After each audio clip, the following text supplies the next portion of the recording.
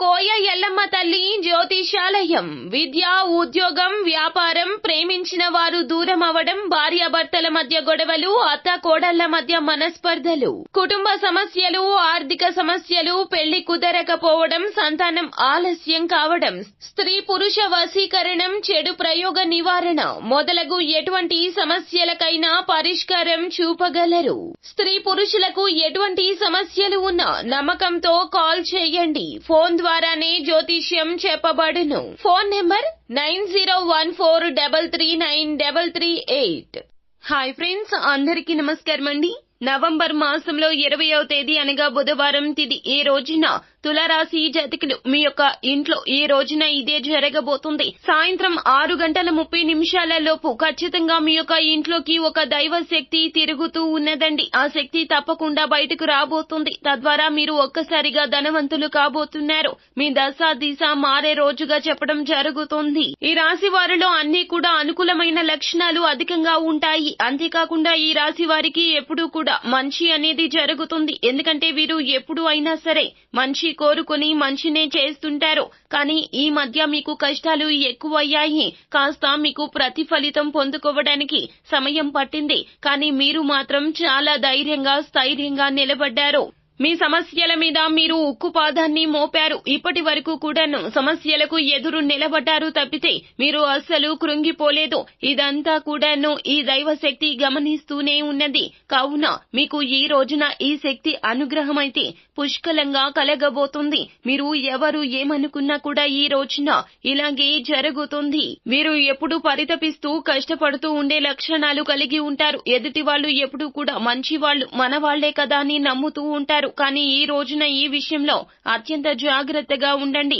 అటువంటి వ్యక్తులు ఈ రోజున మిమ్మల్ని మోసానికి గురి చేసే అవకాశం ఉంది. కావున ఈ విషయంలో ఈ రోజున ఈ ఒక్క విషయంలో జాగ్రత్త పాటించండి. మీ యొక్క రహస్యాలు ప్రతి ఒక్కరితో చెప్పుకోవాల్సిన అవసరం లేదండి. ఎవరైనా మీతో నమ్మకంగా ఉంటూ నమ్మకంగా వ్యవహరిస్తారో అలాంటి వారికి చెబితే సరిపోతుంది. అయితే ఈ రోజున ఈ యొక్క బుధవారం తిథి నాడు ఈ రాశి వారికి మంచిగా దైవం యొక్క అనుగ్రహం అయితే లభించబోతుంది.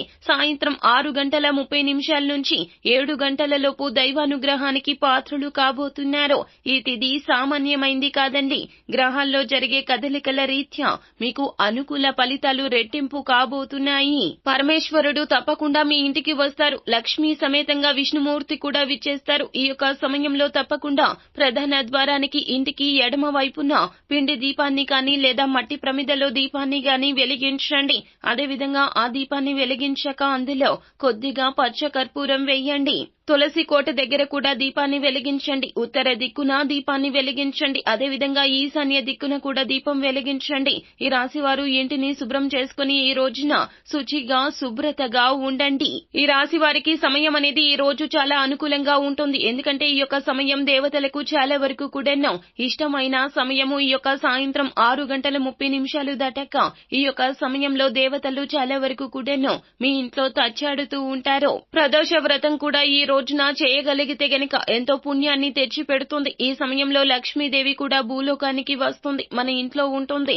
లక్ష్మీదేవి కూడా మన ఇంట్లో తిరుగుతుంటుంది. కానీ మనం గ్రహించలేకపోతున్నాము. ఈ రోజు చేసే పూజలు కావచ్చు, దీపారాధన కావచ్చు, మీ జీవితాన్ని అయితే మార్చేస్తుంది.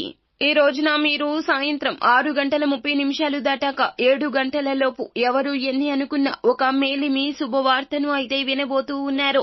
ఆ యొక్క శుభవార్త మీరు ఎన్నో ఏళ్ల నుండి ఎదురు చూస్తున్నటువంటి వార్తగా చెప్పడం జరుగుతుంది.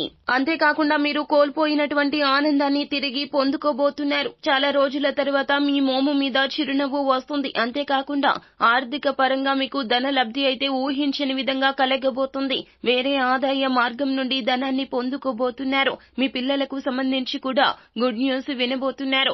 అది వారి విద్య పరంగా, ఉద్యోగ పరంగా కావచ్చు, లేదా వారి యొక్క సమస్యల పరంగా కావచ్చు. వారి యొక్క కష్టం తొలగిపోతుంది. అది మీకు చాలా వరకు కూడా మానసిక ప్రశాంతతను కలగచేస్తుంది. మీ ఉద్యోగంలో ఉన్నటువంటి సమస్యలు తొలగిపోతాయి.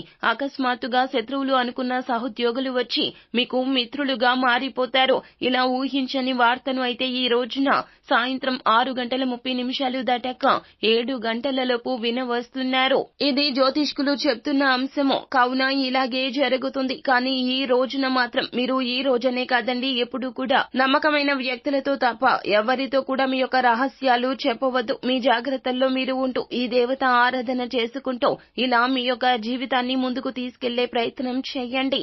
అంతా మంచి జరుగుతుంది. శుభం భూయాత్. సో ఫ్రెండ్స్, చూశారు కదా, ఈ వీడియో గనక మీకు నచ్చినట్లయితే గనక లైక్ చేయండి. మరిన్ని వీడియోస్ కోసం మా ఛానల్ ని సబ్స్క్రైబ్ చేసుకుని ఫాలో అవ్వండి. Thank you.